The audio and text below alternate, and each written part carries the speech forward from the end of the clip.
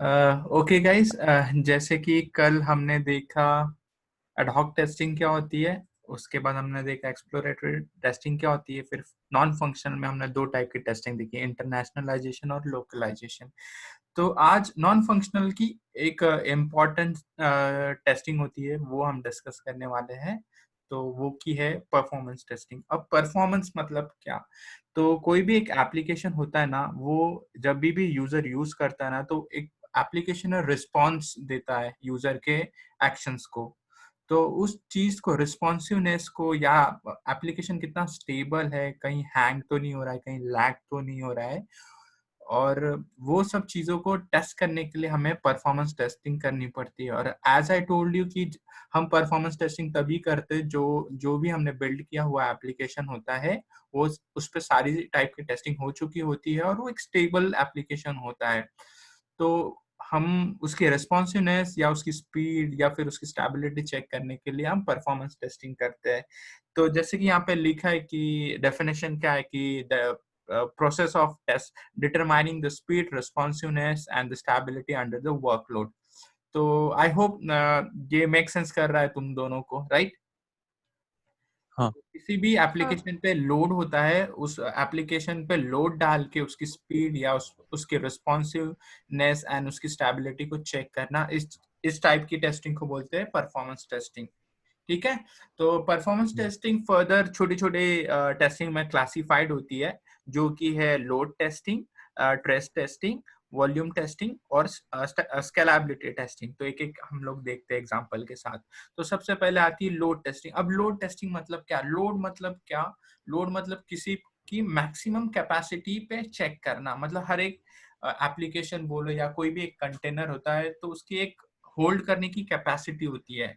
तो एप्लीकेशंस में भी ऐसा होता है कि कोई भी एक पर्टिकुलर एप्लीकेशन होता है, वो सर्टेन अमाउंट तक ही लोड को हैंडल कर सकता है। तो वो सर्टेन अमाउंट, अगर हम कोई एप्लीकेशन बना रहे हैं, जैसे कि यहाँ पे एक एग्जांपल है कि एक एप्लीकेशन है जिसे मैक्सिमम 100 यूजर्स यूज कर सकते हैं।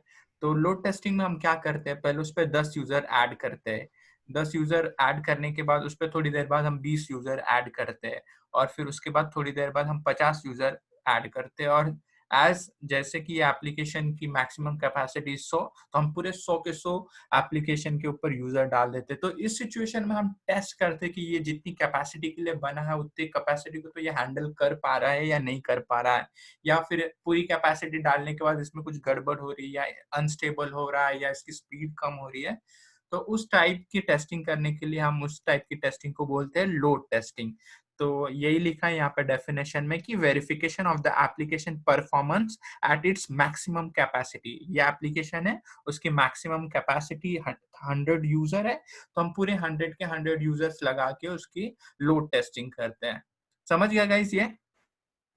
ठीक है। हाँ। फिर अगली टाइप की टेस्टिंग है ट्रेस। अब ट्रेस मतलब कैसा कि जैसे मैंने तुम्हें पहले ही बताया कि ट्रेस मतलब किसी चीज के ऊपर एक्स्ट्रा लोड डालना। मतलब अगर ये एप्लीकेशन अगर 100 ही यूजर को हैंडल कर सकता है, तो उस पर 100 नहीं, हम 200 डालेंगे। तो इस टाइप की टेस्टिंग इसलिए करते हैं कि एक एप्लीकेशन पे कितना लोड डालने के बाद वो ब्रेक डाउन हो जाता है, मतलब हैंग हो जाता है, या एकदम डैमेज हो जाता है, या ब्रोक हो जाता है, या फिर उसका रिस्पॉन्सिवनेस और उसका स्पीड बहुत लो हो जाता है या खराब हो जाता है। तो उस टाइप की टेस्टिंग को हम ट्रेस टेस्टिंग बोलते हैं, जिसमें हम एप्लीकेशन की मैक्सिमम कैपेसिटी से भी ज्यादा लोड डालते हैं to find the breaking point of the application.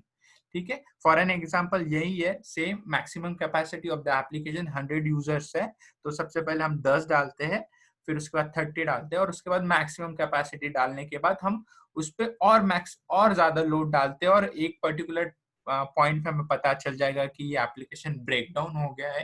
तो ब्रेक डाउन एप्लीकेशन जिस पॉइंट पे ब्रेक होता है, उसे ब्रेकिंग पॉइंट बोलते हैं, कि इस पॉइंट के आगे एप्लीकेशन चल ही नहीं पा रहा है, डायरेक्टली हैंग हो गया या खराब हो गया एप्लीकेशन। तो उस टाइप की टेस्टिंग को हम ट्रेस टेस्टिंग बोलते हैं। वही लिखा है कि verification of the application performance beyond its maximum capacity and to identify the breaking point. तो हम क्या कर रहे हैं, इसकी टेस्टिंग बियॉन्ड इट्स कैपेसिटी कर रहे हैं, और एक पर्टिकुलर पॉइंट पे हमें ब्रेकिंग पॉइंट मिल जाएगा जहाँ पे एप्लीकेशन खराब हो जाता है। समझ गया ट्रेस टेस्टिंग क्या होता है?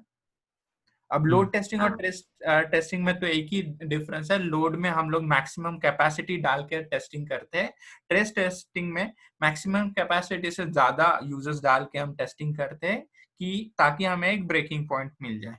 ठीक है, ओके अभी वॉल्यूम टेस्टिंग क्या होती है? तो गाइस वॉल्यूम मतलब ना डेटाबेस होता है, एक एप्लीकेशन के पीछे एक डेटाबेस अटैच होता है और उस डेटाबेस की भी एक कैपेसिटी होती है। इस केस में इस डेटाबेस की कैपेसिटी है 50,000 रिकॉर्ड को स्टोर करना। बट क्या होता है कि जैसे तुम्हें पता है कि हम इंडस्ट्री में काम करते हैं, तो हम कभी कभी इम्पोर्ट करते किसी ना किसी एक्सेल शीट से कर लो, गूगल शीट से कर लो, या किसी ना किसी मीडियम से हम डेटा डायरेक्टली उस एप्लीकेशन के डेटाबेस में एक्सपोर्ट करते हैं। तो वही लिखा है इस एग्जांपल में कि इस डेटाबेस की कैपेसिटी 50,000 रिकॉर्ड को स्टोर करने की है, बट हम किसी एक्सटर्नल सोर्सेज पे 1 लाख रिकॉर्ड्स डाल रहे हैं।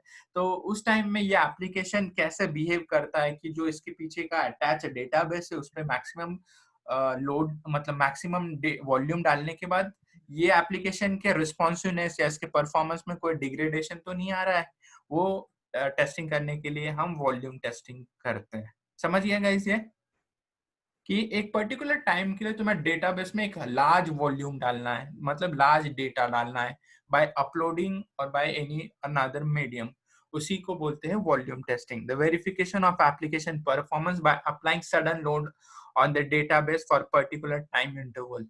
ठीक है गाइस, ठीक है ना, ये समझ में आ रहा है ना तुम्हें तीनों का? हाँ। ठीक है, जैसे बताया लोड मतलब किसी भी एप्लीकेशन के मैक्सिमम कैपेसिटी पे टेस्ट करना, ट्रेस मतलब मैक्सिमम कैपेसिटी से ज्यादा पे टेस्ट करना, वॉल्यूम के मतलब होता है कि एप्लीकेशन के पीछे जो डेटाबेस है उसमें उस डेटाबेस की कैपेसिटी से ज्यादा डेटा को डाल के एप्लीकेशन को टेस्ट करना, उसे वॉल्यूम टेस्टिंग बोलते हैं। अभी फोर्थ है स्केलेबिलिटी। स्केलेबिलिटी मतलब क्या? स्केलेबिलिटी का मतलब होता है कि कम ज्यादा करके यूजर्स को एप्लीकेशंस को टेस्ट करना। तो यही एग्जांपल में लिखा है कि अभी पर्टिकुलर टाइम इंटरवल पे एप्लीकेशन पे 100 यूजर एक्टिव है और इसे यूज कर रहे हैं, उसके अगले 1 घंटे में क्या हो रहा है, इस पे 1000 यूजर आ जाते हैं और फिर उसके अगले 1 घंटे में 10। तो मतलब तुम्हें पता चल रहा है इस एग्जाम्पल से कि कुछ टाइम इंटरवल के बाद ना एप्लीकेशन पे जो यूजर काम कर रहे हैं ना वो कम ज्यादा हो रहे हैं, मतलब स्केल हो रहे हैं, कहीं इंक्रीज हो रहे हैं कहीं डिक्रीज हो रहे हैं। ठीक है, तो ये स्केलेबिलिटी, इसे स्केलेबिलिटी बोलते हैं। और हम देखना चाहते हैं कि एप्लीकेशन वॉल्यूम्स को मतलब जो यूजर्स हैं उनको करेक्टली हैंडल कर पा रहा है ना, इसमें कोई लैगिंग या रिस्पॉन्सिवनेस खराब तो नहीं हो रहा है स्केल करने पे। तो उस टाइप के टेस्टिंग को बोलते हैं हम लोग scalability testing. That means verification of application performance by gradually increasing and decreasing the users on the application is called as the scalability testing। ठीक है गाइस, तो इन शॉर्ट एक छोटी सी समरी यही है कि लोड टेस्टिंग पे मैक्सिमम कैपेसिटी पे एप्लीकेशन को चेक करते हैं, ट्रेस टेस्टिंग में मैक्सिमम कैपेसिटी से ज्यादा स्पेड चेक करते हैं to find the breaking point of the application. While volume testing पे जो भी एप्लीकेशन के पीछे डेटाबेस होता है उस पे एक्सटर्नल सोर्स से उसकी कैपेसिटी से ज्यादा लोड डालते हैं और फिर देखते कि एप्लीकेशन का परफॉर्मेंस कैसा है।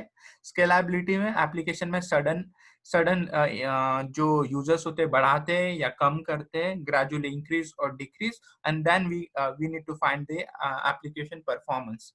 उस टाइप की टेस्टिंग को स्केलेबिलिटी टेस्टिंग बोलते हैं। गाइस ये समझ में आ गया? बहुत स्ट्रेट फॉरवर्ड है, एग्जांपल ध्यान में रखने हैं, और कभी किसी ने कुछ पूछा इस बारे में तो तुम्हें यही एग्जांपल बता दोगे तो वेल एंड गुड होगा।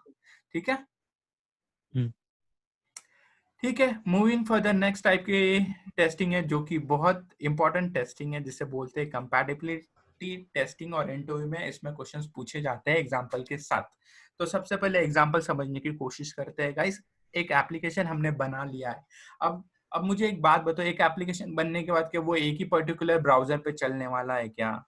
नहीं, वो एक पर्टिकुलर यूजर है, user across the country across the world use करते हैं और सबके पास अलग अलग फोन अलग अलग डिवाइसेस होते हैं जिसपे अलग अलग ब्राउजर्स इंस्टॉल होते हैं और सबकी अलग अलग चॉइसेस होती है। तो ये टेस्टिंग करने का ये मतलब होता है कि हमने जो एप्लीकेशन को डेवलप किया है वो डिफरेंट डिफरेंट ब्राउजर पे तो चल रहा है ना, डिफरेंट डिफरेंट प्लेटफॉर्म पे तो चल रहा है ना, डिफरेंट डिवाइसेस पे तो चल रहा है ना, कहीं किसी चीज पे तो ऊपर नीचे या आगे मतलब कुछ खराब या यूजर एक्सपीरियंस खराब तो नहीं हो रहा है ना। तो उस टाइप की मतलब टेस्टिंग को हम लोग कंपैटिबिलिटी टेस्टिंग बोलते हैं। यहाँ पे जैसे कि एग्जांपल एक ऐप बना है, उसको हमने क्रोम पे भी चेक करना है, उसे सफारी ब्राउजर पे भी चेक करना है और उसे फायरफॉक्स पे भी चेक करना है। इस टाइप की टेस्टिंग को बोलते हैं क्रॉस ब्राउजर कंपैटिबिलिटी टेस्टिंग। याद रखना दोस्तों ये वर्ड इंपॉर्टेंट है, क्योंकि तुम्हारे सामने एग्जांपल आ जाता है ऐसा कि मैंने एक एप्लीकेशन बनाया, उसको मैंने सफारी पे चेक किया, इंटरनेट एक्सप्लोरर पे चेक किया, गूगल पे चेक किया, ये कौन सी टाइप की टेस्टिंग है। इंटरव्यू में ऐसे पूछते हैं तो तुम्हें बोलना है कि क्रॉस ब्राउजर कंपैटिबिलिटी टेस्टिंग है। ठीक है, समझ गया ये? हाँ तो हाँ। फिर अभी नेक्स्ट चीज होती कि प्लेटफॉर्म कंपैटिबिलिटी क्या होती कि एक हम कोई भी चीज यूज करते हैं कंप्यूटर में या फोन में, तो उसके पीछे एक ऑपरेटिंग सिस्टम होती है। तो जैसे कि यहाँ पे एग्जांपल में हमने पीसी का एग्जांपल लिया है, तो पीसी में कभी विंडोज होता है, कभी किसी के पीसी में लिनक्स होता है या किसी के मैक ओएस रहता है। तो हमें ये same application different different platform पे भी चेक करना पड़ता है। तो जब हम इस टाइप की टेस्टिंग करते हैं उसे बोलते हैं क्रॉस प्लेटफॉर्म कंपैटिबिलिटी टेस्टिंग। ठीक है, फिर और हमें आइडेंटिफाई करना पड़ता है कि किसी पर्टिकुलर ऑपरेटिंग सिस्टम में तो कोई प्रॉब्लम नहीं दे रहा है ना एप्लीकेशन इंस्टॉल होने के बाद या इंस्टॉल करते टाइम। तो इस टाइप की टेस्टिंग को बोलते हैं cross platform compatibility testing. Second चीज डिवाइस कंपैटिबिलिटी टेस्टिंग क्या होती है कि एक ही एप्लीकेशन है जो मोबाइल पे भी चलना चाहिए, टैबलेट पे भी चलना चाहिए और पीसी पे भी चलना चाहिए, तो इसे बोलते हैं डिवाइस कंपैटिबिलिटी टेस्टिंग। सिंपल है, बहुत स्ट्रेट फॉरवर्ड है guys, nothing difficult to understand, बहुत इजीली तुम लोग समझ सकते हो इसको। सेकेंड चीज, अब देखो जैसे हम कोई एप्लीकेशन बनाते हैं तो एप्लीकेशन में अगर सपोज एंड्रॉइड है तो एंड्रॉइड्स के भी हमेशा कुछ टाइम इंटरवल के बाद ना एप्लीकेशन के वर्जन अब मतलब अपग्रेड होते रहते हैं। जैसे यहाँ पे एग्जांपल के साथ ये कंसीडर करो कि एक अभी हम जो एप्लीकेशन बना रहे हैं वो एंड्रॉइड वर्जन 1 के लिए बना रहे हैं। तो कभी कभी क्या होता है कि जब एंड्रॉइड अपग्रेड हो जाता है, जैसे अपग्रेड हो गया वर्जन 2 के लिए, तो जो हमने एप्लीकेशन एंड्रॉइड 1 के लिए बनाया था वो किसी ने अगर अपनी एंड्रॉइड वर्जन को अपग्रेड कर दिया तो 1 में चलना चाहिए। ठीक है, और वैसे ही साइमल्टेनियसली वो 3 में भी चलना चाहिए। तो इसमें दो डायरेक्शनल कंपैटिबिलिटी टेस्टिंग होती है जिसे बोलते हैं अपवर्ड वर्जन कंपैटिबिलिटी टेस्टिंग। अगर 2 के लिए बनाया तो 3 पे भी चलना चाहिए, और डाउनवर्ड वर्जन कंपैटिबिलिटी अगर 2 के लिए बनाया तो 1 के लिए भी चलना चाहिए। समझ गया वर्जन कंपैटिबिलिटी क्या रहता है? हाँ हाँ। ठीक है ना। इससे वर्जन कंपैटिबिलिटी को जैसे अपवर्ड और डाउनवर्ड बोला है, वैसे कभी कभी कोई फॉरवर्ड और बैकवर्ड भी बोलता है। सेकेंड चीज यहाँ पे और एक चीज इंपॉर्टेंट यही तुम्हें याद रखनी है कि क्रॉस ब्राउजर कंपैटिबिलिटी इसको बोला जाता है, वाइल क्रॉस प्लेटफॉर्म कंपैटिबिलिटी इसको बोला जाता है। और उसमें और एक टाइप की कंपैटिबिलिटी होती है जो कि डिवाइस कंपैटिबिलिटी होती है। ठीक है, डेफिनेशन वाइज यही है कि testing the application on different browser across different browser, different platform, different devices and different version is called as the compatibility testing. For an example एक quickly देख लेते हैं। जैसे कि अब मैं एक वेबसाइट खोलता हूँ, ये वाली वेबसाइट।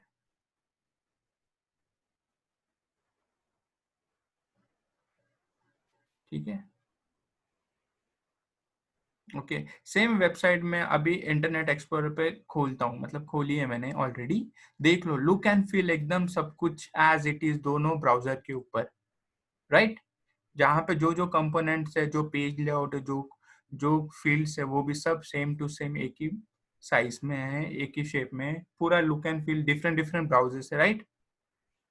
तो यहाँ पे कंपैटिबिलिटी टेस्टिंग हुई है।